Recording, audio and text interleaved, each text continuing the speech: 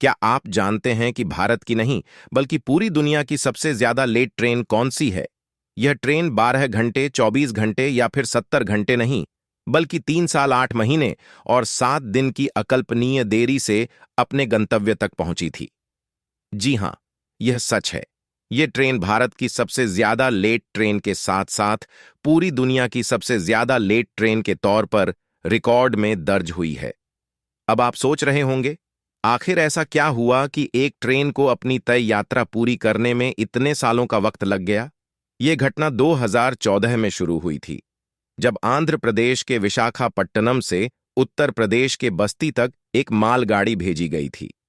ये ट्रेन अपने सफर को 42 घंटे में पूरा करने वाली थी, लेकिन इसे बस्ती तक पहुंचने में 3 साल 8 महीने और 7 दिन का वक्त लगा। क्या था मामला? असल में यह ट्रेन रामचंद्र गुप्ता, जो कि बस्ती के एक व्यापारी हैं, के लिए भेजी गई थी। उन्होंने इंडियन पोटाश लिमिटेड से डायमोनियम फॉस्फेट (DAP) खाद मंगवाई थी, जिसका उपयोग उनके कारोबार के लिए किया जाना था।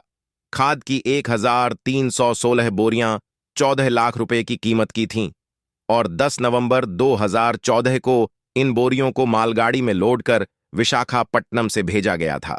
इस ट्रेन को 42 घंटे में बस्ती पहुंचना था, लेकिन यह ट्रेन समय पर बस्ती नहीं पहुंची और सफर में गायब हो गई।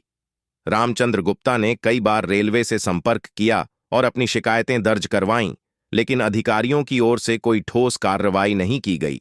दरअसल रेलवे के अधिकारियों ने यह बताया कि ट्रेन रास्ते से भटक गई थी और किसी यार्ड में चली गई थी, क्योंकि यह यात्रा के लिए अनफिट मानी गई थी। इतने लंबे वक्त तक क्या हुआ था?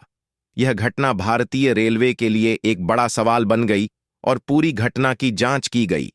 जब ट्रेन को आखिरकार 2018 में बस्ती भेजा गया, तो पता चला कि इस दौरान यह ट्रेन लगभग 4 साल तक यार्ड में खड़ी रही थी। जांच में यह भी सामने आया कि ट्रेन का सामान, यानी वह 1316 बोरियां खाद, पहले ही पूरी तरह से बर्बाद हो चुकी थीं।